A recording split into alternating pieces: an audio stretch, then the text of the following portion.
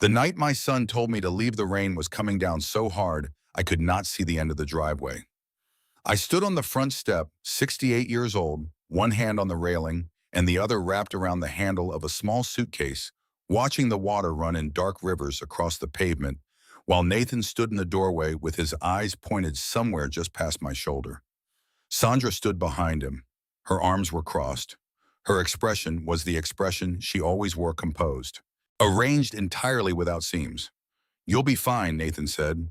And then the door closed, and the sound it made was final, in the way that only certain sounds are the kind that you carry with you long after the moment has passed. I stood there in the rain for a long time. Not because I had nowhere to go, not because I was waiting for the door to open again. I stood there because some moments require stillness before the mind will accept them, and this one had not yet become real. I was 68 years old. I had a small suitcase. I had a name that no longer seemed to belong to any room in any house. My name is Miriam Calloway, and until a few months before that night, I believed I understood exactly what my life was. I was a wife for 46 years, a mother for over 4 decades, a woman who had arranged her days around family and quiet devotion, who knew which drawer held the extra batteries and which neighbor's horn barked at thunder, and which particular silence meant Gerard was working through something he had not yet found words for. I had built my life the way people build things when they expect them to last, carefully, steadily, from the inside out, without much thought for what would happen if the center could not hold. Gerard Calloway was not a man who sought attention. He owned a modest construction company in Columbus, Ohio, the kind of business that stayed deliberately small because he believed a man should only build as much as he could personally stand behind. He paid every bill on time. He repaired things before they failed. He made certain there was always enough, not excess, not abundance, just enough, the precise amount that never drew notice and never once came up short. We raised Nathan in a 2-story house on Dunbar Road with a sycamore tree at the edge of the yard and neighbors who lifted a hand every morning when they backed out of their driveways. It was not a perfect life, but it belonged to us, and the distance between those two things mattered more than I ever said out loud. When the cancer arrived, it did not arrive the way people imagine illness arrives, suddenly, dramatically, with the force of something that changes everything at once. It came the way winter comes to central Ohio, by degrees each day, slightly colder than the one before, until one morning you realize the ground has been frozen for weeks and you cannot remember exactly when it happened. There were months of treatment and second opinions in hospital corridors where the light was always too white and the coffee was always too weak, and the chairs in the waiting rooms were always positioned just slightly too close together.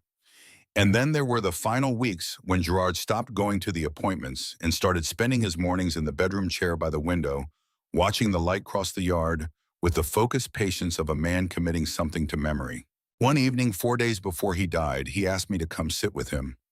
I pulled a chair close to his and held his hand, which had grown lighter than I remembered, as though parts of him had already begun the process of leaving. His voice when he spoke was barely above a whisper, but it was still his voice, still the same voice that had said my name 10,000 times across 46 years. "Miriam," he said. I waited. "There's something I need you to remember." I tightened my hand around his. I had been fighting tears for days by then, and I was tired of fighting them, but I fought them anyway because he needed me present and not grieving, not yet. "If anything happens," he said slowly, "trust the blue card. Don't trust people over it." I looked at him. "What blue card?" He gave a small smile, the kind that had always meant he knew something I did not and was not yet ready to explain it. "You'll know when the time comes," he said. I thought it was the medication. Pain does things to a mind, loosens the connections between ideas, and lets them float in unfamiliar arrangements. I told myself this was one of those moments, a man who had lived carefully and precisely now, speaking in the language of discomfort and morphine. I squeezed his hand and told him I would remember even though I did not understand, and 2 nights later, he was gone. After the funeral, the house on Dunbar Road became a different kind of place. Every room held the shape of his absence. The floorboards announced themselves. The chair by the window sat empty in a way that seemed to take up more space than a chair ought to. I tried staying alone through those first weeks, telling myself I was a woman who had managed difficult things and could manage this too. But grief is not a problem to be managed. It is a weather system, and you cannot argue with weather. You can only decide whether to stay inside or walk out into it. Nathan began coming by more often during that period. He brought groceries and helped with small repairs and sat through dinners where the conversation had the careful quality of something assembled rather than natural. His wife Sandra came with him sometimes.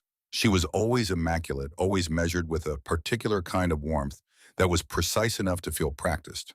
She asked about Gerard in the way that people ask about someone they are curious about rather than someone they miss. And I answered her questions because I had no reason not to. "Mom, you shouldn't be out here alone," Nathan said one evening, standing at my kitchen counter with his jacket still on. "It's too much house for one person now." I did not want to leave. That house held every year of my marriage inside its walls, every argument and reconciliation, every birthday and ordinary Tuesday, every moment I had ever been fully myself. Leaving it felt like choosing to let all of that go. But loneliness has a patience that outlasts resistance, and eventually I gave in. I sold the house, packed 40 years into labeled boxes, and moved into Nathan and Sandra's home in a quieter subdivision outside the city. A newer house in a neighborhood where all the yards were the same size and the streetlights came on at exactly the same moment every evening. The first week felt hopeful in a way I did not yet know to distrust. Sandra had prepared the guest room with the kind of attention that suggested a magazine photograph rather than a lived-in house. Fresh linens, soft light, a small vase of white flowers on the nightstand. She stood in the doorway while I took it in and said, "We want you to feel at home here." And I looked around at everything she had arranged and believed her the way you believe something that has been presented without any visible reason for doubt. We had dinners together those first weeks. Nathan asked about my day, Sandra made tea in the evenings, and sat with me asking about the early years of my marriage, about how Gerard and I had met, about the house on Dunbar Road and the neighborhood and the people we had known. I told her things I had not spoken about in years, stories that lived in the part of memory that only opens when someone asks the right questions. She listened with complete attention, and I confused that listening for genuine interest, because I did not yet know the difference between a person who wants to know you and a person who wants to know what you have. 3 days after I moved in, I met Betty Pruitt. She appeared at the front door one afternoon with a covered plate and the unhurried confidence of a woman who had been presenting herself at other people's doors her entire adult life. She was in her late 60s with silver hair cut practically short and eyes that moved quickly and noticed everything. She introduced herself as living 3 houses down and said she had been meaning to come by since she saw the moving boxes. "I knew your husband," she said. "Not well, but enough to know he was decent, which is more than you can say for most people you meet." There was something in the plainness of it that I appreciated. Condolences so often came wrapped in softness that left you feeling gently smothered. Bet's words had the quality of a fact delivered without ceremony, and I found myself grateful for the difference. Sandra appeared in the hallway behind me, almost immediately drawn by the sound of voices at the door. She greeted Bet with a warmth that was perfectly calibrated. Offered coffee, stood in the kitchen doorway, while Bet and I talked present without fully joining attentive in a way I would not understand until much later. That evening, after Betty had gone, Sandra mentioned it in passing, her voice casual, and her back turned as she carried cups to the sink. "She seems sweet," she said, "but she talks, that one. Has a way of getting into things that aren't really her concern. I'd be careful about how much you share with her." I nodded. I thanked her for telling me. And for the weeks that followed, I kept a small, careful distance from Bet Pruitt because I had been told to, and I had not yet learned to question who was giving me instructions or why. The changes in my daily life came the way the cancer had come, slowly enough that each individual moment seemed unremarkable. It started with the mail. "Let me sort through that for you," Sandra said one afternoon, lifting the stack cleanly from my hands. "You shouldn't have to deal with all of it." This seemed considerate. I thanked her. Then came the finances. One morning over coffee, she said that Nathan had mentioned I received a pension, and wouldn't it be simpler if they helped manage the household bills together just to keep things organized and reduce my burden? This also sounded reasonable. I had lived for 46 years with a man who handled financial matters carefully and asked nothing of me beyond trust, and I had given that trust without reservation because it had always been warranted. I extended it again now without thinking because that was what I knew how to do. But the bank statements stopped coming. The pension notices I used to receive by mail simply stopped arriving.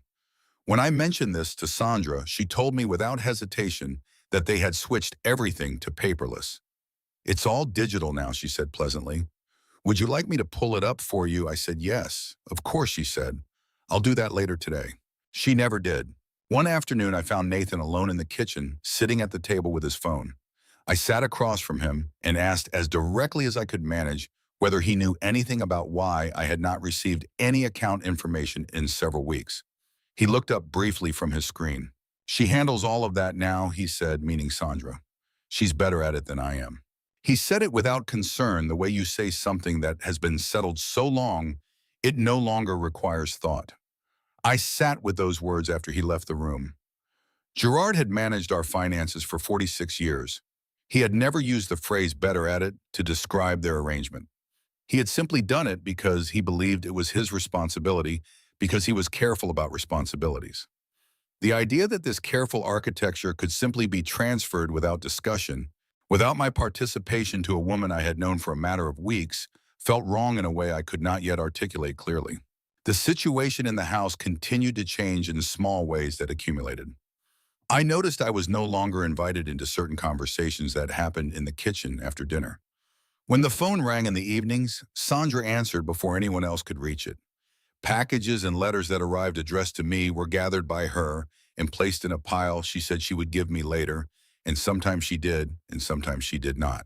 When I asked about specific pieces of correspondence, she always had an answer prepared, never detailed enough to actually answer the question, but delivered with enough smoothness that pushing further felt impolite. There were comments, too subtle ones, the kind that took a moment to feel their full weight after they had already landed. You should rest more, Miriam. Let us worry about these things. You've been through so much. Each comment arrived wrapped in concern, but concern and management are not the same thing. And something in me was beginning to understand the difference, even when the rest of me was still trying to believe otherwise. 6 weeks after I moved in, Sandra came to my bedroom door one evening and suggested in the measured tone she used for things she had already decided that I might be more comfortable in the room downstairs. It was smaller, but on a single level, she explained. Easier, safer. I would not have to think about the stairs. I have been using stairs for 68 years, I said. She smiled. It was not an unkind smile, but it was not a warm one either. And you've done so many things for so many years, she said. But circumstances change. We want you to be safe. Nathan stood behind her in the hallway. He said nothing. I watched him not say anything and understood that his silence was not uncertainty about what he thought. It was agreement with what had already been decided. I moved downstairs the following morning into a room that was smaller and darker and positioned at the back of the house in the way that rooms are positioned when the goal is not comfort, but invisibility. It was in that room approximately 3 weeks later that I found the blue card. I was going through a bag I had not opened since the move, searching for something I needed, reaching into the lining of an old purse I had not carried since Gerard's funeral. My fingers found something flat and smooth tucked into the inner seam of the pocket. I pulled it out and held it under the lamp. A small card, navy blue, worn at the edges from years of being carried and forgotten and carried again. No logo, no bank name, nothing printed on it except a faint metallic strip along one edge that caught the light when I tilted it. I sat on the edge of the bed and held it in both hands and heard his voice as clearly as if he had simply stepped into the room behind me. Trust the blue card. Don't trust people over it. I held the card for a long time without moving. The room was dim and quiet and entirely separate from the rest of the house, which was exactly how it had been designed. I thought about the words again. Not the medication talking. Not a man confused by pain and proximity to dying. A man who had known exactly what he was saying and had chosen those words with the same precision he brought to everything else in his life. Late that same night, I was crossing the kitchen on my way back from the bathroom when I heard Sandra's voice from the living room, low and careful, the register a person uses when they believe they are not being heard. We just need the paperwork sorted, she was saying. Once she signs it, everything moves cleanly. A pause. She doesn't understand the details. That's the whole point. I stood in the dark hallway with my hand flat against the wall and my heart beating in my ears. I waited until the voice stopped. Then I went back to my room and lay down on top of the covers fully dressed and stared at the ceiling and tried to convince myself I had misunderstood, that there was another explanation, that the words meant something other than what they sounded like. I spent 2 days trying to believe that. Then I found the documents. I was in the kitchen before sunrise, earlier than my usual time, when I noticed a stack of papers sitting on the counter near the fruit bowl, partially covered by a folder that had not been pressed closed all the way. A corner of the top page was visible with my name printed on it. I told myself I was not prying. I told myself I was simply straightening something that had been left out carelessly. My hands began to shake before I had finished the second sentence. The language was legal and dense, the kind of language designed to be navigated rather than read, full of phrases like authority of attorney, in financial administration, involuntary transfer of control. At the bottom of the third page, there was a signature block with my name typed beneath the line. The signature above it was not mine. It was not even a careful attempt. It was the signature of someone who had practiced a version of my name until it looked plausible from a distance, but fell apart under any real attention. I heard footsteps from the hallway and placed everything back exactly as I had found it and moved to the far side of the kitchen. Sandra came in 30 seconds later. She looked at me, and her expression did not change at all. "Morning," she said. "Morning," I replied. She poured coffee and stood at the counter looking at her phone. I watched her and thought about Gerard in the chair by the window in those final weeks, watching the yard with that particular focused attention. He had seen something coming that I had not. He had understood something about what was happening around him that I was only now beginning to understand. And he had not warned me with words because he had known that words alone would not have been enough. That same afternoon, I tried one more time with Nathan. I sat across from him at the kitchen table and asked him directly calmly to explain why I had received no pension correspondence in over a month. He set his phone down.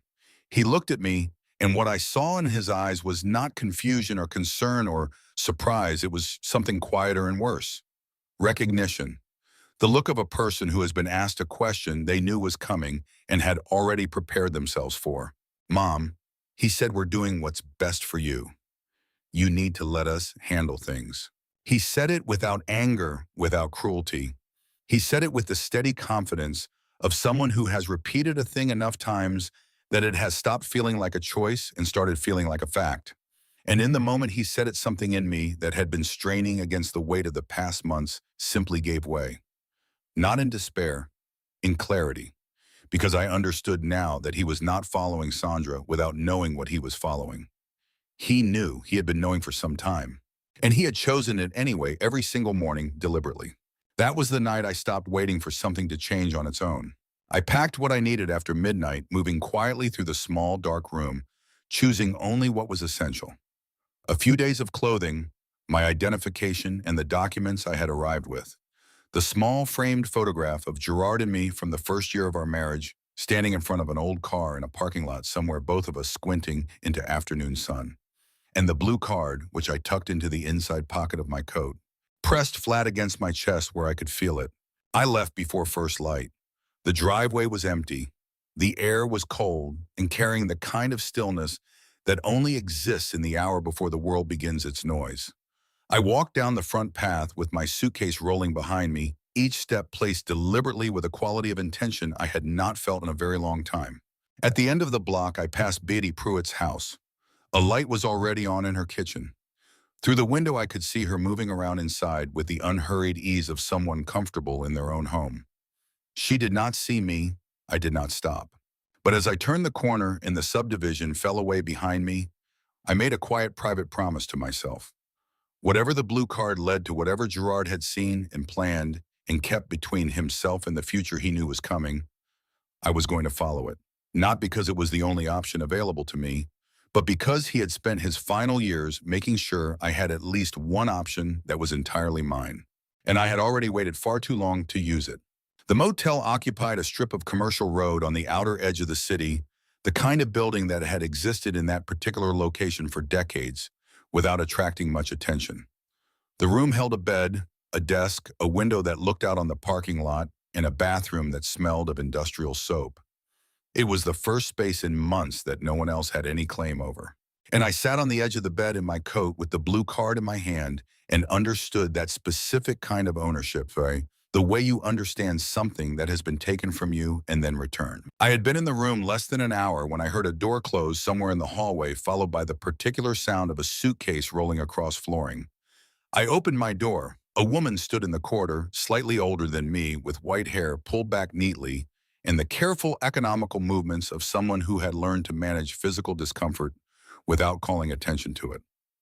Her suitcase was nearly identical to mine in size, the kind that holds only what is strictly necessary. We looked at each other without speaking for a moment, in the way that people look at each other when they recognize something they have not yet put into words. Irene Weston, she said. Miriam Calloway. She looked at my suitcase, then back at my face. First name. Yes, I said. Yours. Third. She said it without apology or embarrassment, and I liked her immediately for that economy.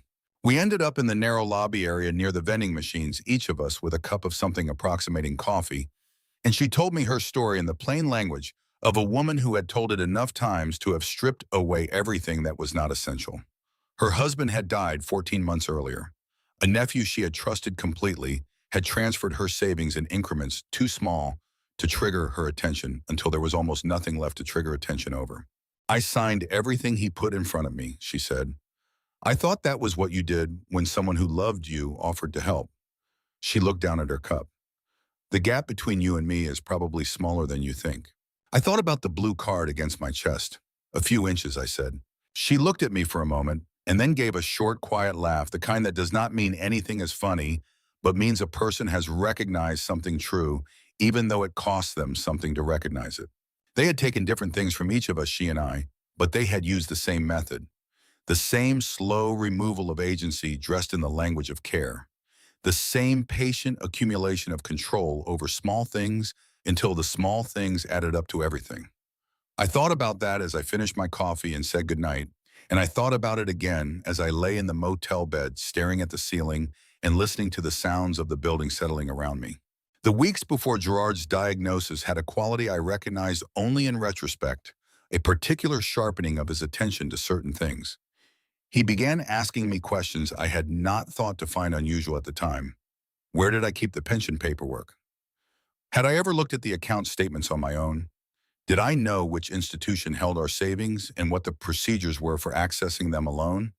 I had answered each question without curiosity, because Gerard was meticulous and the questions seemed consistent with his general approach to being prepared. I had not understood that he was running a different kind of inventory, that the questions were not about whether I could access things in ordinary circumstances, but about whether I would be able to access them in the specific, extraordinary circumstances he was beginning to see approaching on the horizon. He had always been the kind of man who fixed things before they broke, who checked the smoke detector batteries twice a year, who kept the cars serviced and the gutters cleared and the insurance policies in a labeled folder in the filing cabinet. What he did in those final months was simply an extension of the same instinct applied to a threat he could not name out loud to me without changing something irreparably between us. He protected me by not telling me he was protecting me, which was the most Gerard thing he could possibly have done, and which I loved him for, even as I had spent years not knowing it was happening. I thought about this in the motel room, the night after I visited the bank, sitting on the edge of the narrow bed, with the investigative file open across my knees and the letter folded carefully on the pillow beside me. The building was quiet. The parking lot outside the window held a handful of cars and a streetlight that flickered slightly in the wind. I had eaten something from a vending machine and had not tasted any of it, which seemed appropriate given everything else that was happening. My mind was moving through what I had learned in the order I had learned it, trying to organize it into a shape I could use. $7 million. The number still felt improbable, the kind of number that belongs to a different category of person entirely.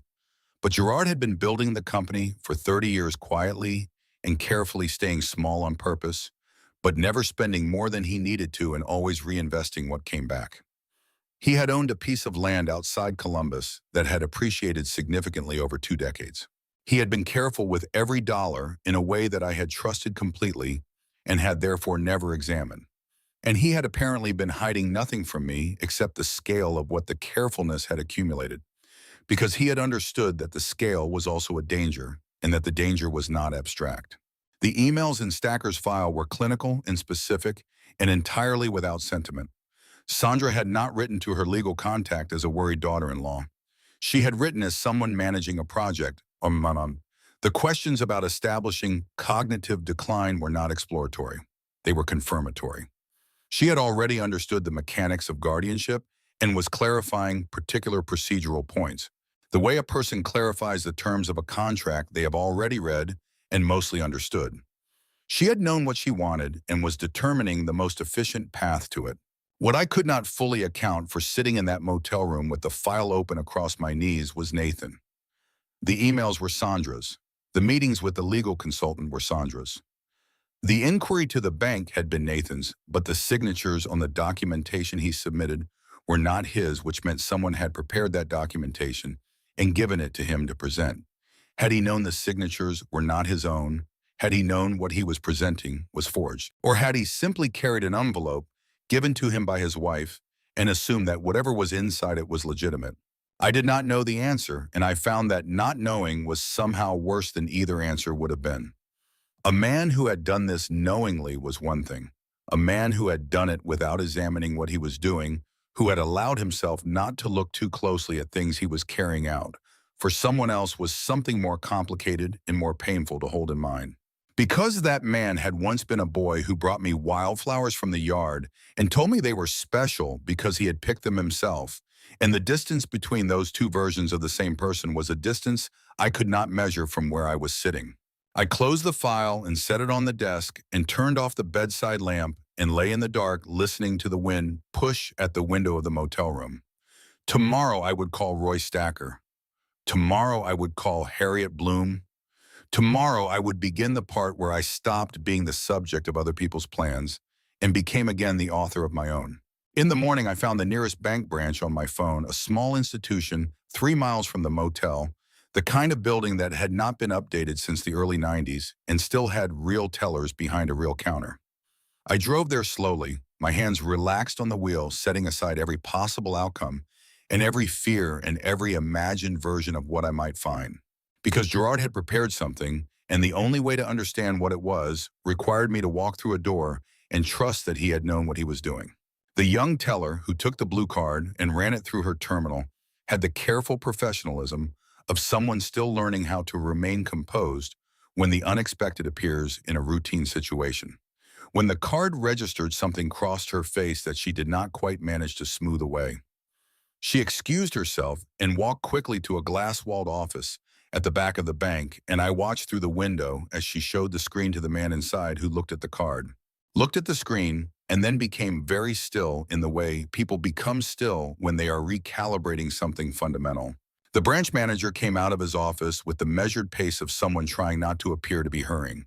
He was in his mid-50s, well-dressed, with the quiet authority of a man who had spent decades handling sensitive situations without amplifying them unnecessarily. "Mrs. Calloway," he said, the fact that he already had my name meant the card had already told him something significant. "I'm Douglas Fenn. Would you come with me for a moment?" In his office, the door closed. He sat across the desk from me and looked at the card, and then at the monitor, and then back at me with the expression of a person who is about to say something they want to say with appropriate care. "Where did you get this card?" "My husband," I said. "Gerard Calloway." Something shifted in his expression. "I see," he said. He turned the monitor toward me. The numbers on the screen were large enough that my eyes passed over them the first time without registering them correctly. I looked again. My mind refused them and then slowly accepted them. $7,200,000 and change. "That cannot be right," I said, though even as the words left me, I already knew that it was. Douglas Fenn did not smile. He said, "It is. And Mrs. Calloway, this account has been waiting for you for some time. There have also been attempts to access it. More than one attempt." I looked up from the numbers on the screen. He opened a folder on his desk. "Approximately 9 weeks after your husband's passing, a man identifying himself as Nathan Calloway contacted this institution requesting information about any accounts associated with Gerard Calloway." He turned a page. He was told that no information could be released without direct authorization from the account holder. He returned twice more with additional documentation attempting to establish himself as a legal beneficiary of the estate. He slid a copy across the desk toward me. Our legal team reviewed the signatures on the submitted documents. They did not match verified records. The requests were denied and a fraud flag was placed on the account. I looked at the copy. The signature, claiming to be Nathan's, was close. Close enough that someone moving quickly through a stack of documents might not notice. But wrong in the way practice things are wrong, technically plausible and emotionally false. His wife came with him on the second visit, Fenn continued. She identified herself and argued that as his legal spouse, she should have access to information about family estate accounts. Our legal team denied that request as well. I sat with this for a moment. Is there a letter? I asked. He looked at me carefully. Yes, he said. He reached into the folder and produced a sealed envelope. My name was written on the front in Gerard's handwriting, the same slight downward slant at the ends of lines that I had noticed in the first year of our marriage and had never once mentioned, because it seemed like the kind of thing a person should be allowed to have without comment. I held the envelope for a long moment before opening it. His handwriting was unchanged, and seeing it on paper prepared by a man who had known he was running out of time made everything in my chest constrict in a way I had not anticipated, even knowing what was in that office. The letter began with my name and went directly to the truth, because Gerard had never been a man for unnecessary preamble. He wrote that he had noticed things in the months before his diagnosis that he had not fully understood at first. Questions about finances asked in passing during family visits that seemed too specific for casual curiosity. An interest in the details of the business and what the estate would look like that carried a particular quality he had learned over decades to recognize as the difference between genuine care and something more calculated. He wrote that he had not told me because he was not certain, and because he was sick, and because he did not want to hand me a fear that might come to nothing while I was already caring so much. He wrote that instead he had acted. He had established the trust 3 years before his death, arranging it so that only my physical presence and the blue card together could unlock access, making it structurally impossible for anyone to claim it on my behalf or in my name without my actual direct involvement. He had retained a private investigator named Roy Stacker 18 months before his diagnosis, and Stacker had continued working after Gerard's death because the arrangement had been funded and structured to outlast him. He wrote that everything Stacker had documented was accessible through the account, and that he had also arranged for legal representation through an attorney named Harriet Bloom, whose contact information was included in the trust documents. Then he wrote the part that came apart inside me. He wrote that he had always known I believed the best in people, that it was one of the things he had loved most about me from the very beginning, and that it also meant I sometimes did not see what was approaching until it was very close. He wrote that he had known this about me and had loved me anyway and had planned accordingly. He wrote that I did not owe anyone my peace, not even family, especially not family that had forgotten what it meant to love me properly. I set the letter down on the desk and sat with it open in front of me for a long time without moving. The room was quiet except for the faint sound of the bank conducting its ordinary business on the other side of the closed door. I thought about all the evenings I had sat at the table in Nathan and Sandra's house, thanking them for their help, feeling grateful for their presence, shrinking myself a little further each day into the space they were willing to allow me. And I thought about Gerard in his chair by the window, watching the yard with that focused, deliberate patience. He had been watching something else too, something inside the house that I had not been watching because I had not thought to look. He had been protecting me while he was dying. The weight of that was almost more than I could hold in a single moment. I asked Douglas Fenn for the rest of what the account contained, and he provided it without hesitation. Roy Stacker's investigative file was organized chronologically and without editorial commentary, the way evidence is assembled when it is meant to speak for itself rather than persuade.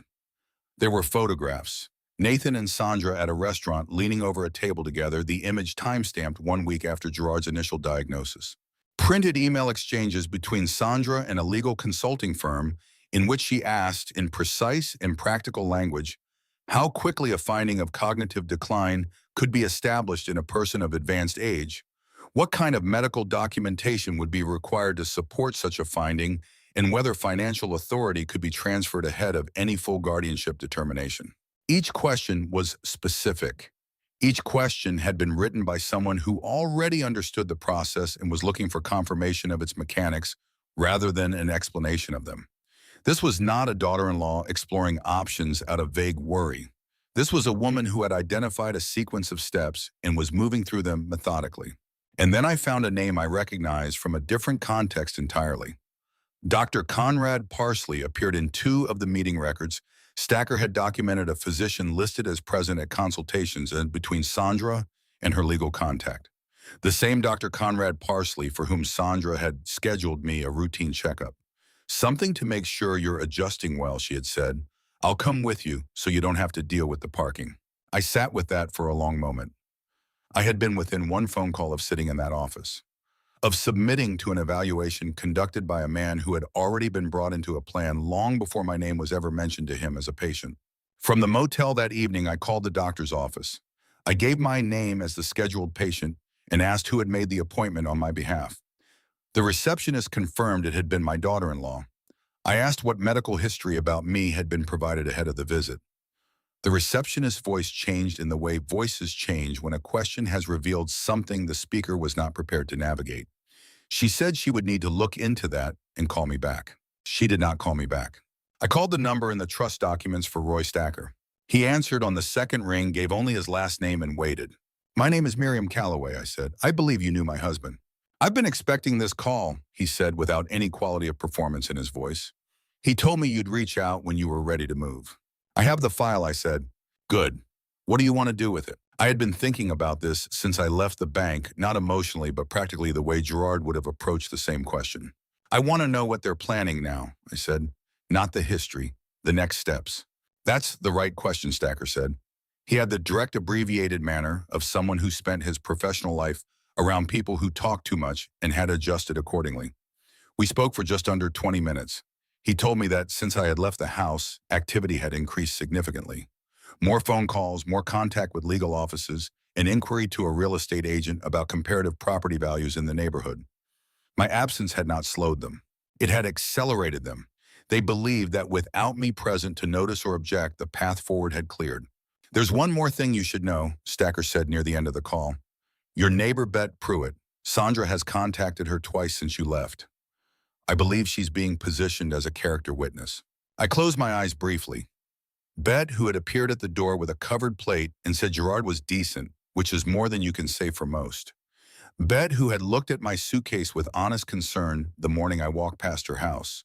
Bet, who had been standing in the middle of this situation the entire time without knowing she was standing in the middle of anything at all. Understood, I said. Harriet Bloom had offices in a building that smelled of old carpeting and institutional coffee, and the particular kind of legal seriousness that comes from decades of dealing with situations that people would have preferred not to be in. She met me in a conference room with a long table and windows that looked out on a parking garage and asked me to tell her everything from the beginning without interruption in the order it had happened. I told her.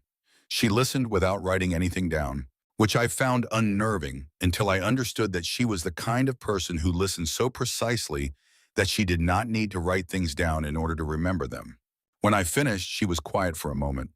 Then she opened the folder I had brought from the bank and read through it with the focused efficiency of someone who had read many such documents and knew exactly where the significant details would be located. This is thorough, she said. Your husband was thorough. He was, I said, in everything. She set the folder down and looked at me directly. I want to be clear about what we're dealing with, she said. This is not a family that got confused about boundaries. This is a family, or at least one member of it, who identified a target and moved toward it systematically. The guardianship petition is not a panicked response to your disappearance. It was already in motion before you left. Your leaving simply accelerated the timeline. I understood that, I said. What I need you to understand, she said, is that the strength of the evidence matters less than how it's presented. We have documentation that would be compelling in any fair proceeding. But guardianship courts are often sympathetic to families expressing concern even when that concern turns out to be manufactured. We need to stay ahead of the narrative. We need to make sure that what the court sees first is the truth, not the version they have constructed. She had a quality of calm that I found myself leaning on even in that first meeting. Not warmth exactly, but competence so complete that it radiated a kind of steadiness. I had spent months in a house where the calm of the woman in charge of things was a warning sign. Harriet's calm was different. It was the calm of someone who had looked at difficult situations for a long time and had learned that panic never served any useful purpose. I need to ask you something, she said. Ask it. What do you want the outcome to be? Not legally, personally. What do you want to happen to your son? I thought about that for a long moment. I want him to understand what he did, I said finally. I want there to be consequences that reflect that, but I don't want to destroy him. She nodded. Those goals are not in conflict, she said. The legal process will create consequences regardless of what you want. What you have some influence over is what comes after. What comes after, I repeated. He is going to need to make choices about who he is going to be, she said. That's not something you can do for him, but you can decide how much space you're willing to hold open for the possibility that he makes different choices than he's been making. I thought about the boy who brought wildflowers, about the silence in the hallway the night Sandra decided I should live in the back room, about the look in his eyes when he said, "We're doing what's best for you," with the steady confidence of a man who had told himself this often enough that he had come to believe it. "I'm not ready to close any doors yet," I said. Harriet looked at me for a moment. "Good," she said. "That's a reasonable place to start." The petition for emergency guardianship arrived through the office of Harriet Bloom 4 days after my visit to the bank. Nathan and Sandra were petitioning on grounds of cognitive decline. They had submitted documentation from two sources, a preliminary assessment letter from Dr. Conrad Parsley and a written statement from a neighbor who described me as having appeared disoriented and forgetful on multiple occasions over the preceding months. The neighbor was Bet Pruitt. I read her statement in Harriet Bloom's office, while the attorney read the same document across the desk from me. Betty had described two specific incidents an afternoon when I had apparently asked her the same question twice within a short interval, and a morning when she had observed me standing in the driveway, appearing uncertain about which direction I intended to walk. Both incidents were described with the careful, mild language of a person who believed she was helping someone she cared about, who had no idea her words were being assembled into something they had never been intended to build. Harriet set the papers down and looked at me. She was in her 60s, compact and precise, with the particular calm of someone who had spent decades in rooms where emotions ran high and had learned that calm was always the most effective tool available. "They're trying to establish a narrative before you have standing to contest it," she said. "If they can get temporary guardianship approved, even for 30 days, they have access to everything during that window." "The medical portion came from Parsley," I said. "Yes, and Parsley has a documented history." She turned to a specific page in the file. "A conflict of interest complaint 5 years ago in a similar case. Not a criminal finding, but on record. Enough to challenge the credibility of any assessment he provides." She paused. "What about the neighbor?" I thought about the plate of lemon bars, about the plainness of her condolence, about the morning I had walked past her kitchen window and she had been moving around inside it with the ease of someone entirely at peace in their own life. "She was used," I said. "She didn't know what she was contributing to." I met Bet at a coffee shop 2 towns from the neighborhood, a place neither of us had any reason to frequent. She arrived looking exactly like herself. Silver-haired, direct, slightly out of breath from the walk from the parking lot. She sat across from me and said my name with a quality of relief that was unmistakable. "Miriam, I didn't know where you had gone. I was genuinely worried." "I know," I said. I placed the documents on the table between us, organized so the most significant pieces came first. She read in silence. I watched her face move through several expressions before settling into something still and serious. She found her own name near the top of the third page. She read the paragraph slowly, then read it again. "She called me," Bet said. Her voice had gone quiet twice. "She asked what we talked about when we had coffee. She said she was worried about you. She was so calm about it, so genuinely concerned sounding." She looked up. "She told me you'd been having episodes, that you were forgetting things, that the family was worried you weren't safe alone." "She is always calm," I said. Bet looked back down at the page.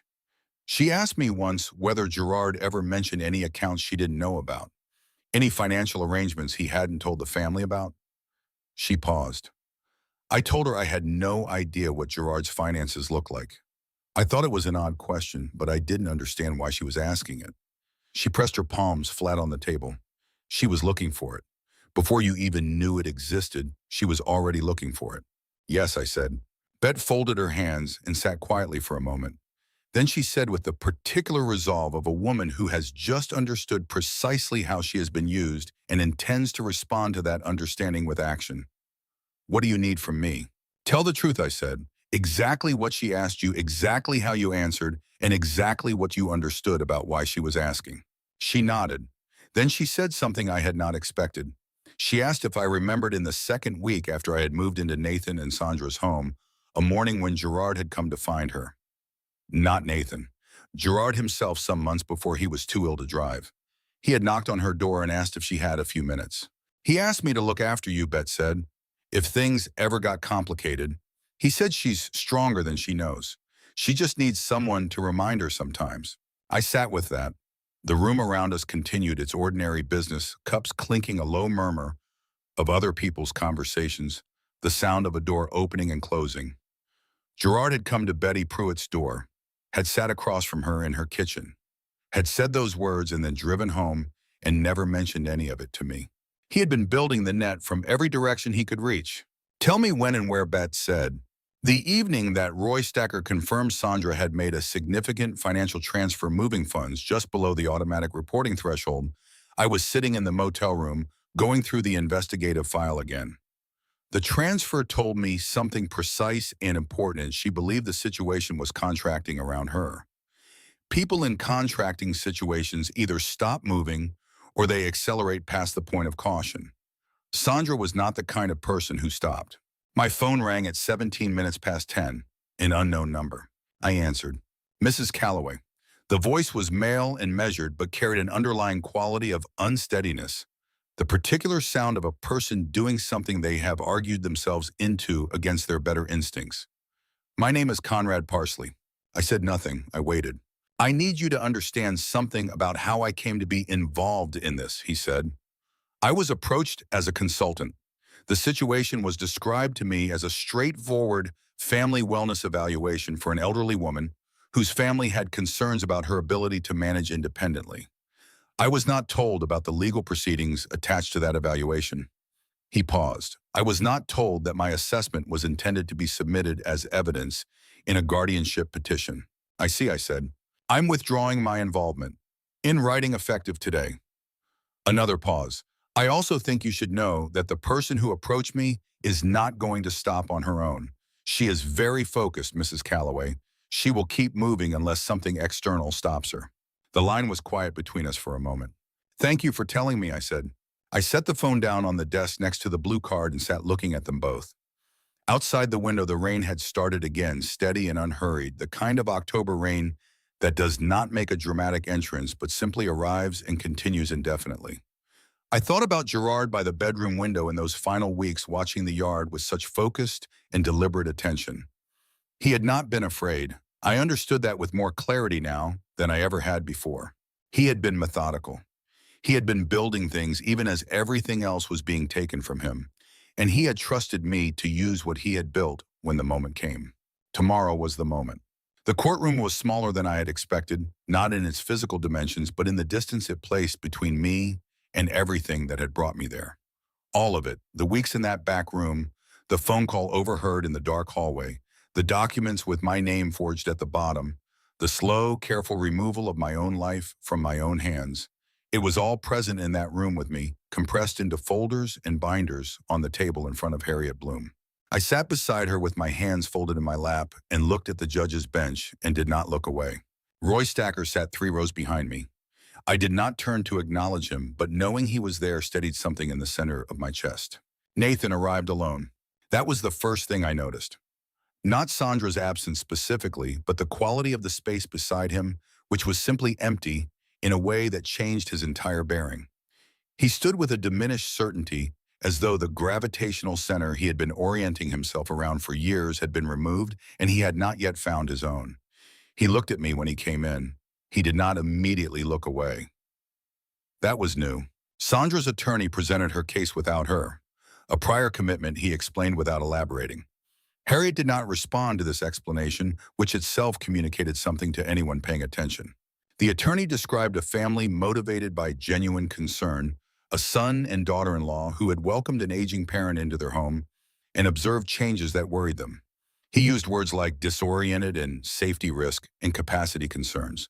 He submitted the letter from Dr. Parsley, 2 pages of clinical language calibrated to suggest progressive cognitive decline, without making any specific claim that could be directly refuted by a single piece of counter evidence. I sat still throughout all of it.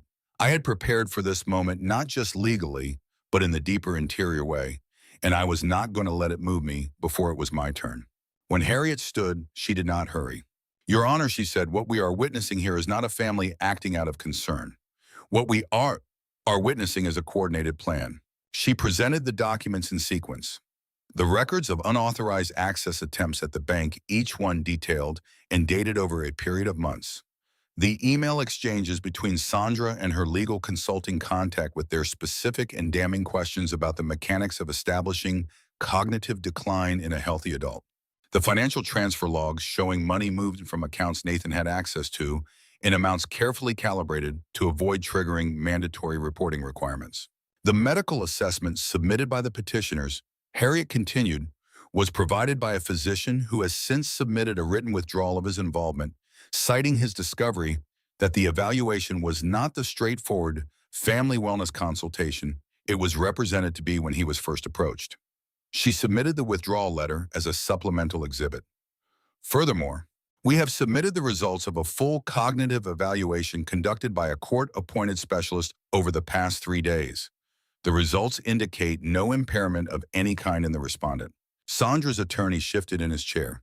The witness statement submitted by the petitioners, Harriet went on, was obtained from a neighbor who, upon reviewing the documentation we are presenting today, provided a revised account of her interactions with the petitioner's wife and has agreed to testify for the respondent. She let that settle. We have records showing who initiated contact with this neighbor, what questions were asked across multiple conversations, and over what period of time. The documentation makes clear that this neighbor was used as an intelligence source without her knowledge or consent and was not a willing participant in the construction of a false narrative about the respondent. Sandra's attorney objected that the neighbor's revised statement constituted coach testimony. Harriet responded without raising her voice or adjusting her posture in any way. Coaching, she said, involves telling a witness what to say, showing someone documentation of how their words have been used without their knowledge, and allowing them to draw their own conclusions from that documentation is something else entirely. She paused. We have records showing the direction in which contact flowed between Mrs. Sandra Calloway and the neighbor in question, beginning well before any legitimate concern about the respondent's cognition was ever raised. Those records are in the supplemental exhibits. The judge reviewed several pages without comment. The attorney requested a brief recess. The judge granted 10 minutes. During those 10 minutes, I sat at the table and watched Nathan across the room. He was looking at the documents Harriet had entered into evidence, his eyes moving through them with the careful attention of a person reading something they already knew, but had been hoping not to have to face in a room full of other people. Whatever he was feeling, it was visible now in a way it had not been before. The composed, managed quality he usually wore had come apart, and what was underneath it was something more complicated and more human. When we reconvened, the attorney indicated that his client had elected not to contest the primary findings. The petition for emergency guardianship was withdrawn. The judge looked at the folder in front of him without any visible expression of surprise. Given the evidence presented and the withdrawal of the petition, this court finds no basis for guardianship or any limitation on the legal authority of Mrs. Miriam Calloway over her own affairs and estate. He turned to another section of the file. The private trust established by Gerard Calloway is confirmed to be under the full and exclusive control of the named beneficiary. He paused. The financial irregularities documented in these proceedings are referred for review by the appropriate investigative authorities. He closed the folder. That was the formal end of it. I had expected to feel something large and conclusive in that moment, the way resolutions feel in the versions of stories we tell ourselves, complete and appropriately weighted. What I felt instead was quieter and more complicated. A settling the way a structure settles after it has been strained by something larger than it was designed to bear, returning slowly to its own proportions. Harriet put her hand briefly on my arm. "That's the first step," she said quietly. Nathan was waiting outside the courtroom doors. He was not positioned to block my path. He stood to one side with his hands at his sides, the posture of a person who has decided to be present and available, but is not going to press any claim on what comes of it. I stopped. "Mom," he said. I waited. "I have something I need to say." He looked at the floor for a moment and then looked back at me directly. "Not because it repairs anything. I understand it doesn't repair anything. He paused to collect himself. I knew what was happening, not every detail, not from the very beginning, but I knew when things had gone past a line they should not have crossed. I kept making reasons for myself. I kept telling myself she was right, that you needed managing, that what we were doing was actually responsible. Another pause. The truth is it was easier than standing up to her, and I chose easier over and over for months.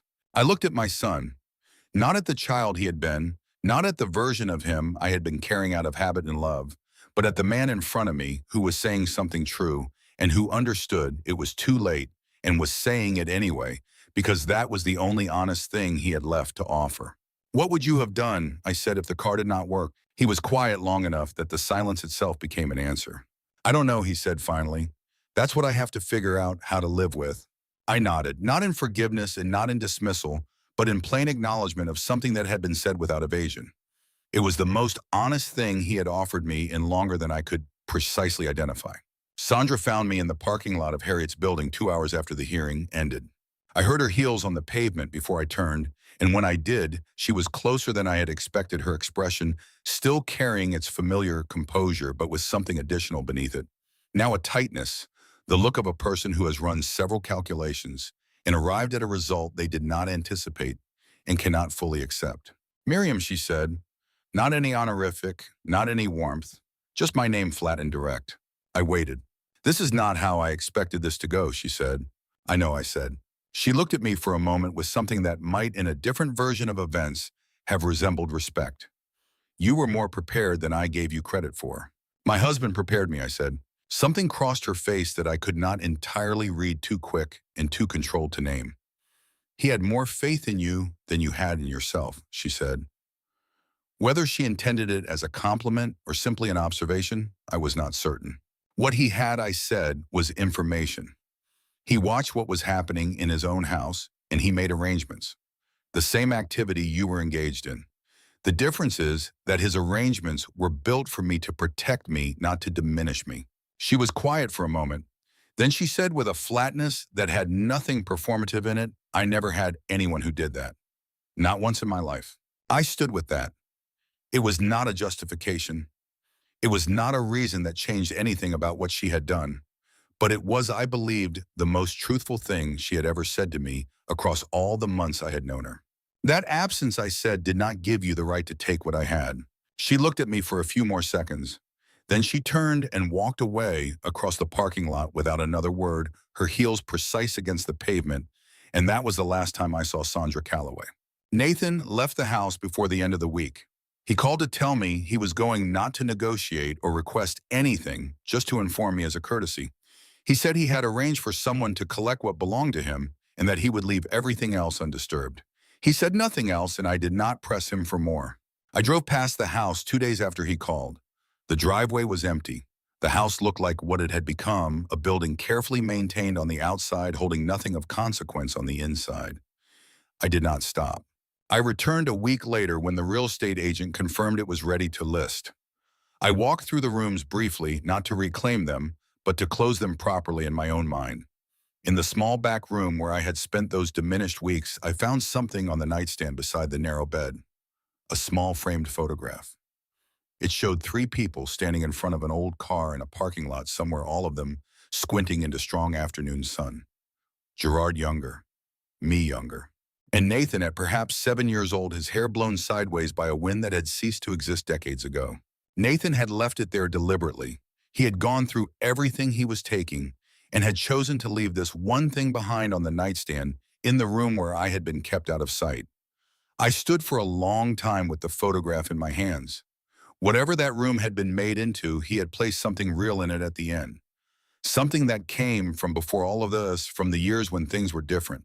I was not yet ready to decide what that meant or what I would do with it, but I was not willing to leave it behind either. I put it carefully in my bag and carried it out. The house sold in 11 days. I drove north with my car packed with the precision that comes from knowing exactly what matters and what does not. Lake Michigan appeared somewhere outside Muskegon, vast and gray-blue, and entirely indifferent to everything I had been through, which was precisely the quality I needed from it at that moment. The cottage was at the end of a gravel path, modest, solidly built, with a porch facing the water and a kitchen that reminded me of the one Gerard and I had used in our first apartment together.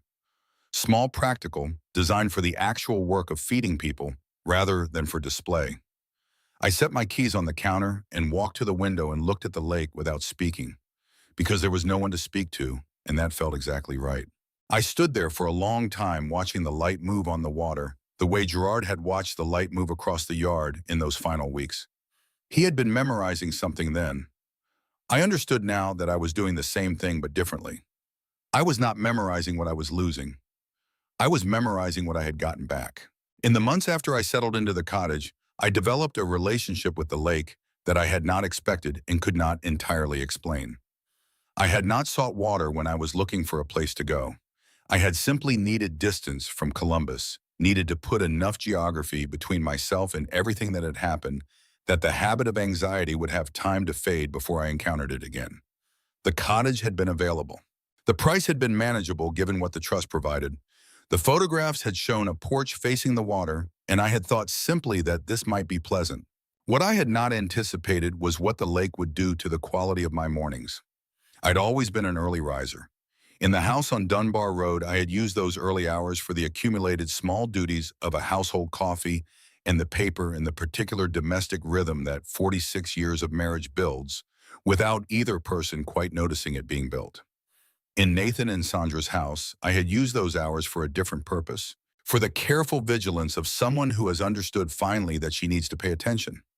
In the cottage, I used them for nothing. I sat on the porch with my coffee and watched the light come up over the water and let my mind move where it wanted without directing it and without accounting for where it went. This was a new practice for me. I had spent my entire adult life being useful, which is a dignified way of saying I had spent my entire adult life being needed, which meant I had spent my entire adult life measuring my mornings against what they were for. The mornings in the cottage were not for anything. They were just mornings. And it took several weeks before I could sit through one without the feeling that I was wasting something. Bet called during the third week. She had been in touch regularly since I moved brief calls that felt less like check-ins and more like a person continuing a conversation that had been temporarily interrupted. She asked how the organization was coming along. She asked about Irene Weston. She asked about the specific procedural details of filing recovery claims, which I answered as best I could, and then she asked how I was doing, meaning not the organization but me. Better, I said, slowly. Are you eating? She asked. I am eating, I said. Good. Gerard would want you to eat. I had to put the phone down for a moment after she said that. Not from grief exactly, though grief was there. From the particular sensation of being known, which I had not experienced in such a plain, uncomplicated form in a long time. Bet knew me the way neighbors know each other imperfectly and through accumulated small observations rather than through any grand revelation. And somehow that imperfect knowledge was exactly what I needed in those early weeks. The organization grew slowly and then quickly the way things grow when they address a need that already exists and has simply been waiting for something to address it. The first year we assisted 12 women in 4 states. The second year the number was closer to 40. Harriet handled the legal architecture with the same precision she had brought to my own case. Betty managed the network of volunteers with the efficiency of someone who had spent decades getting things done through the application of personal energy and stubborn goodwill. Irene, once her own situation was stabilized, became one of our most effective advocates because she understood in her body, rather than just her mind, what it meant to have signed everything and discovered too late what everything meant. I thought sometimes about what Gerard would have made of all of this. He had been a private man, not a secretive one, but private, careful about what he shared with the world and with whom. He had built his business small on purpose because he believed you should only build as much as you could personally stand behind. I thought he might have found the scale of what we were doing slightly uncomfortable, might have preferred something quieter and more contained. But I also thought he would have understood why it needed to be what it was. He had prepared for my specific situation. What the organization was doing was preparing for the same situation in its general form, trying to build the net before people needed it rather than after. One evening in the second spring, sitting on the porch after a long call with a woman in Michigan, whose daughter-in-law had been managing her finances for 3 years without her knowledge, I thought about the night I had stood in the rain outside Nathan's house. I thought about it the way you think about a scar, not with pain, but with a kind of measured recognition. The awareness of something that happened and changed you and that you carry with you forward without it defining everything that comes after. The night had felt like an ending. It had been the opposite. It had been the first night of something I could not have built if I had not first lost what I thought I was building. I did not know then that I would one day sit on a porch in Michigan talking to women I had never met about situations I understood from the inside. I did not know that Gerard's preparations would become the foundation of something larger than either of us had imagined.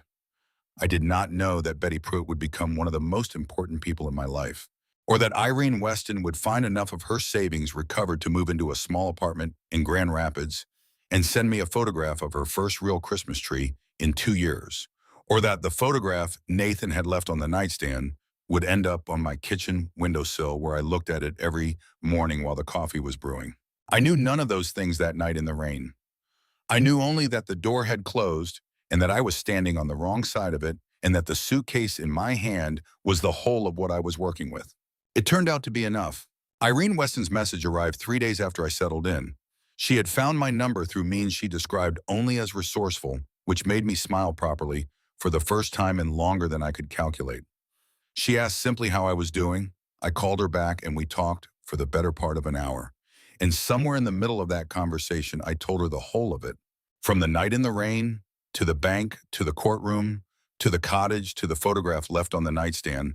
And she listened the way only someone who has been through something genuinely comparable can listen, without rushing to offer reassurance, without performing sympathy, just taking in what I was saying and letting it be what it was. When I finished, she was quiet for a moment. Then she said, "You got out." A lot of women in that exact situation never do. The words stayed with me after the call ended. I sat with them on the porch in the late afternoon with a cup of tea and looked at the lake and thought about what it meant to get out and what it meant that getting out was something worth noting. The Hartley Initiative came together over the following weeks with Harriet's help in the legal architecture and Bet's help with everything else. Bet called the day after I moved north. Her voice had the particular energy of someone who has just made a firm decision and is ready to begin acting on it immediately. "I want to help," she said. "I don't know exactly what shape that takes, but I'm available and I'm angry about what happened, and I'm told that's a useful combination." We built the framework together over separate phone lines with legal pads and more coffee than was medically advisable. An organization focused on financial protection and legal resources for older women facing the particular kind of exploitation that operates behind the face of family care, the kind that is quiet enough to look like love until it is too late to call it anything else. The cases that never make headlines because they do not look dramatic until the damage has already been done and the window for correction has narrowed. Irene became the organization's first client. We helped her file a recovery claim against her nephew. We could not recover everything that had been taken from her, but we recovered enough for her to have meaningful choices again, and meaningful choices are what everything else is constructed from. Daniel's first letter arrived 6 weeks after I moved north. It was handwritten 3 pages on plain unlined paper. He did not explain himself or offer justifications or ask for anything in return. He described what had happened from his own perspective, with the particular specificity of someone who had been spending time with a professional listener and had learned that precise language was not the same as excuse-making, but that it was a necessary part of beginning to understand what you had done and why. He wrote about the moment when things had tilted beyond what he could tell himself was still within the range of reasonable conduct. A specific conversation with Sandra about what the estate would look like once guardianship was formally established, during which he had felt something he could only describe as wrong, and had chosen not to name it or act on it because naming it would have required him to stop. And stopping would have required him to confront what he had already been part of for months. That was the real choice, he wrote, not agreeing to the plan at the beginning. The plan grew slowly enough that I could always find a reason why the next step was still within bounds. The actual choice was that morning when I felt that something was wrong and I looked away from it deliberately. I read that paragraph several times. The second letter came a month later. It was short. He said only that he was still there, not expecting anything in particular, just wanting me to know he had not stopped making the effort to be different than he had been. The third letter arrived at the end of February. The lake outside my window was frozen solid, and the mornings had the particular quality of winter silence, near large bodies of water, a stillness that is not the absence of sound, but a presence of its own, something that asks nothing of you and gives you space to think. Nathan had been in therapy for 3 months and wrote about it in the plain, unself-conscious way of someone who has decided the work is more important than how the work appears to other people.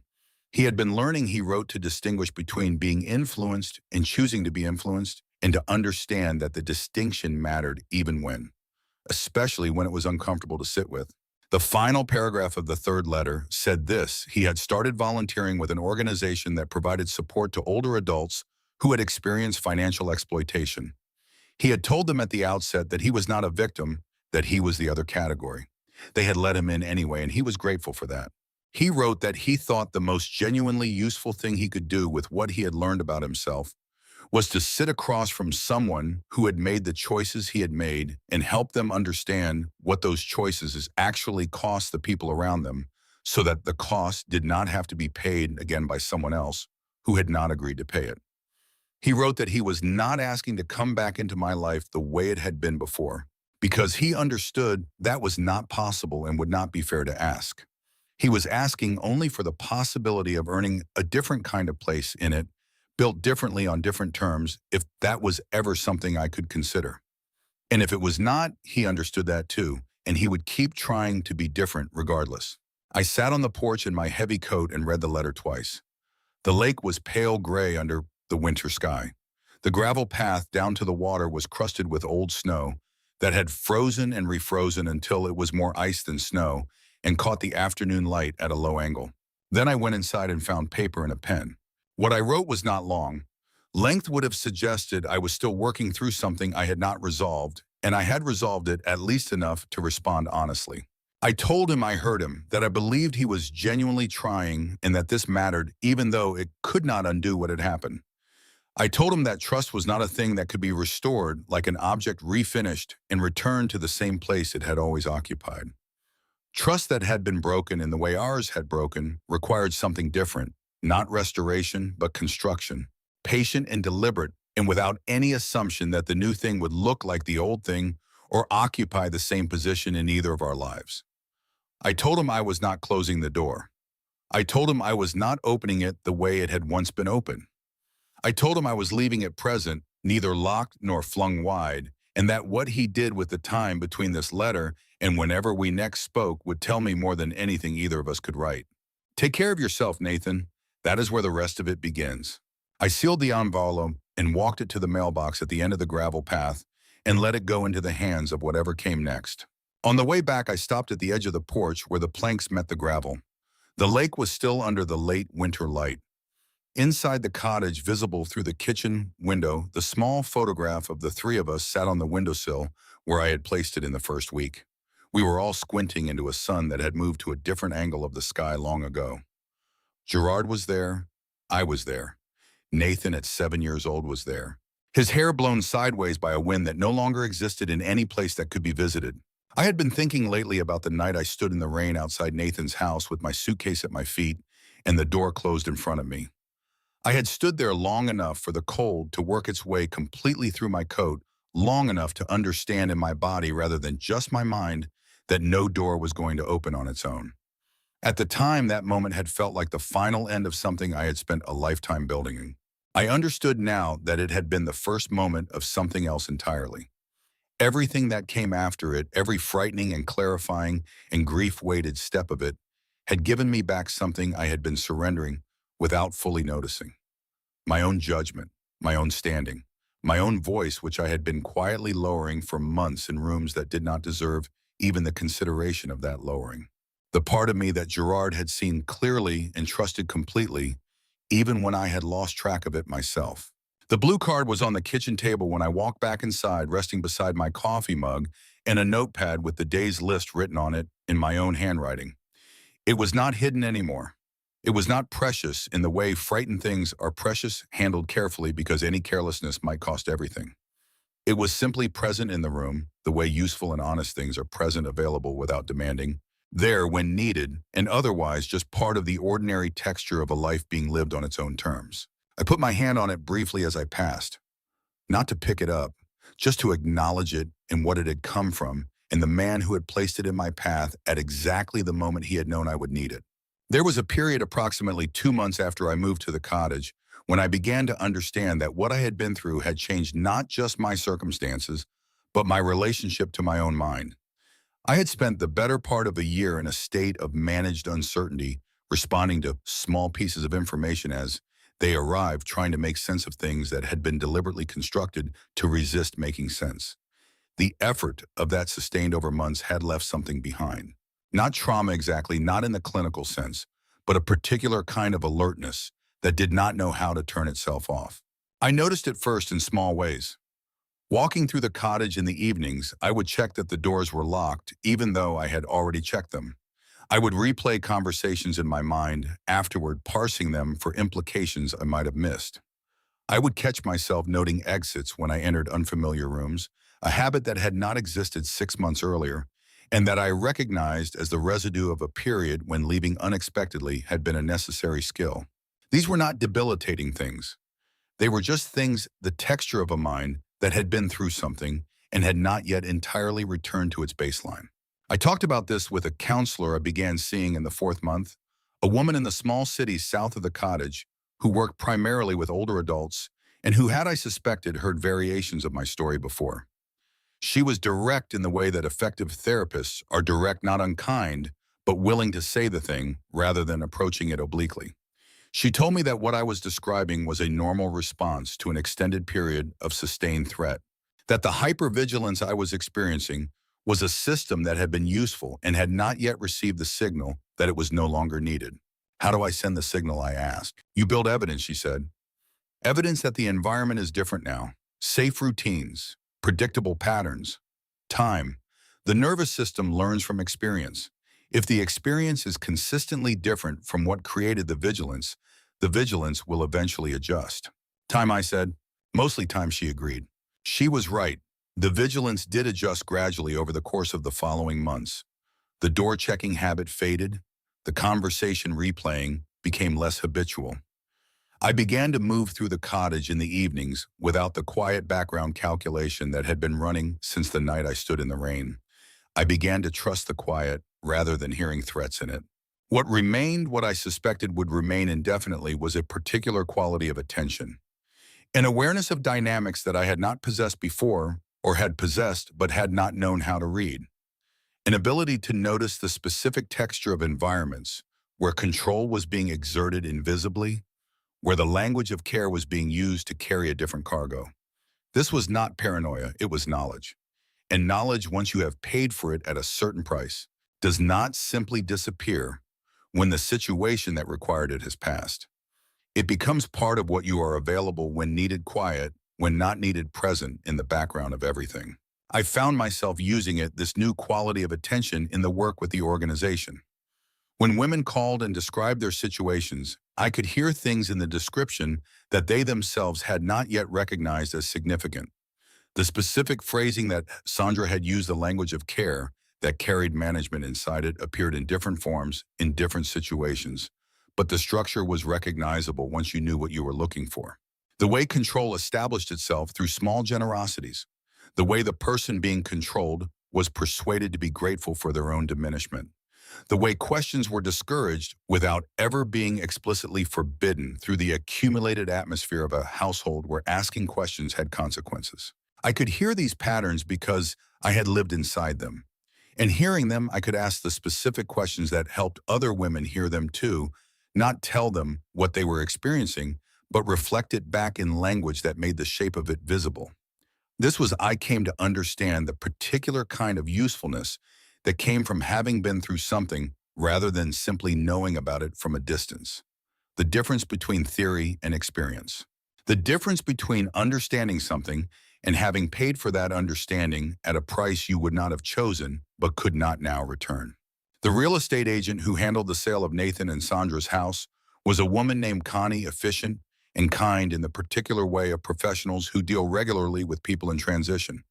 She asked minimal questions about my reasons for selling and focused on the practical details with a brisk competence I appreciated.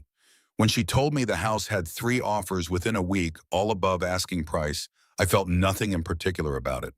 The house had been a setting for something. Now the setting would belong to someone else, and they would make of it whatever they made of things. I was in the cottage by the time the sale closed. Harriet handled the final documents through the mail. The proceeds went directly into the trust, which was already more than sufficient for everything I would need, but which I had decided to build into something more useful than a personal reserve. Gerard had prepared for my situation. What I was building was preparation for the situation in general, the version of it that was happening in 100 other families in 100 other cities at that exact moment, quietly and invisibly, and mostly without any plan in place to address it. The legal structure of the Hartley Initiative took 3 months to complete properly. Harriet was meticulous about the nonprofit designation, the board structure, the conflict of interest provisions, the financial oversight requirements. She had seen enough of what happened when organizations built to protect people were themselves poorly governed to understand that the architecture mattered as much as the intention. I sat through long phone calls about bylaws and reporting requirements and grant eligibility with the patience of someone who understood that the tedious parts were what made the important parts possible. Bet drove up from Columbus twice that first year to help with outreach and intake procedures. She had retired from her career as a high school librarian the previous spring and had arrived at volunteerism with the same energetic competence she brought to everything else. She knew how to talk to people who were frightened without making them feel managed. She knew how to listen in the way that made people feel heard rather than processed. She was, it turned out, exactly the right person for this particular work. And I told her so directly because I had learned in the preceding year that the time for indirection was over. You spent 40 years being exactly this kind of useful, she said when I told her. You just didn't know it yet. I thought about that for a long time after she said it. I had spent 40 years being useful to a family, to a household, to a marriage. I had not thought of that as a transferable skill, exactly more as a mode of being that was specific to that particular context. But Bet was right that the underlying capacity was the same. The ability to organize complexity, to hold multiple needs in mind simultaneously, to understand what people required without always waiting for them to ask. These were things I had been doing for 4 decades without naming them or crediting myself for them because they had seemed too ordinary to deserve credit. They were not ordinary. They were, it turned out, exactly what this work required. The photograph on the kitchen windowsill changed over time in what it meant to me. In the first weeks, I could barely look at it. In the months that followed, I looked at it often, but carefully the way you look at something that holds more than one kind of feeling, and you are not yet sure which feeling will be strongest on any given day. By the end of the first year, I could look at it simply as what it was, a record of a time when 3 people occupied the same life with uncomplicated affection before the various complications arrived. The complications did not erase the time that came before them. That was something I had to learn, that the existence of betrayal later does not retroactively hollow out the years when there was no betrayal. Both things were true simultaneously. I had been loved by this person. I had been failed by this person. These were not contradictions that resolved into one thing. They were the full picture held together. Nathan and I spoke for the first time by phone in the summer after the hearing, 8 months after I had moved to the cottage. He called on a Sunday morning and I answered because I had decided at some point in the weeks before that I was ready for the conversation and was simply waiting for him to be ready too. We talked for 40 minutes. He did not ask for forgiveness. He did not explain himself further than he already had in the letters. He asked about the organization, and I told him about it, and he listened in the way that people listen when they are genuinely interested rather than looking for an opening to say something else. At the end of the call, he said he was glad I was doing well. I said I was glad he was getting better. We left it there, and it was the right place to leave it. There would be more conversations. I did not know yet what they would contain or where they would lead, but I had stopped believing that the future was determined by the past, which was, I thought, one of the more significant things the preceding year had taught me. The past was real and its consequences were real, and they did not disappear because you would prefer them to. But they also did not own the future. The future was made of choices, each one its own moment, each one belonging to whoever was making it at the time. I had learned to make different choices than the ones I had been making. Perhaps Nathan was learning the same thing. Time would tell, and time was something I had which was itself a gift I had not expected to unwrap at 68 years old. Gerard had known. He had known me well enough to understand that I would need to be pushed rather than guided, that I would not act on a vague sense of wrongness, but would act decisively when the evidence was undeniable. He had assembled the evidence. He had put it in a place I could find it. He had trusted me to do the rest, which was the most complete expression of trust he could have offered. The kind that does not hover or supervise, but simply creates the conditions and then lets the other person be who they are. I missed him every day. That did not diminish. But the quality of the missing changed from the raw, indiscriminate missing of the first weeks to something more specific and more bearable. The missing of a particular person who had been particular in ways I continued to find and understand even in his absence.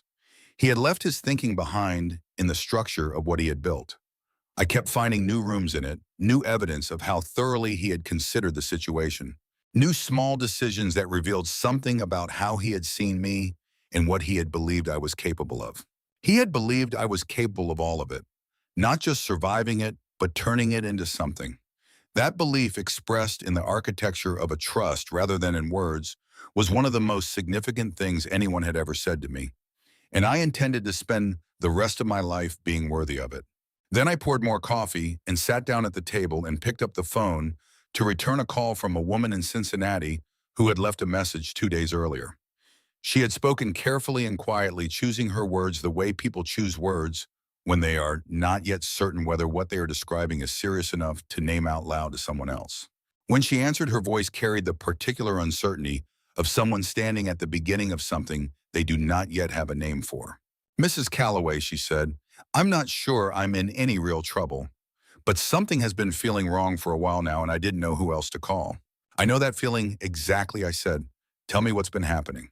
Outside the window, the lake shifted slightly in the late afternoon wind, gray and wide and patient, in the way that large bodies of water are patient, indifferent to human timelines, and entirely reliable in their own. The light came in at the low angle of late winter, clear and unhurried, without any urgency about where it was going or how long it had. I settled into my chair and held the phone and listened, and the room was warm, and the coffee was strong, and it was enough. It was more than enough. It was as precisely as I could understand such things, the life I had fought my way back to, built again on ground that was entirely my own, in a house where every room held space that no one else had any claim over. And I intended to keep it.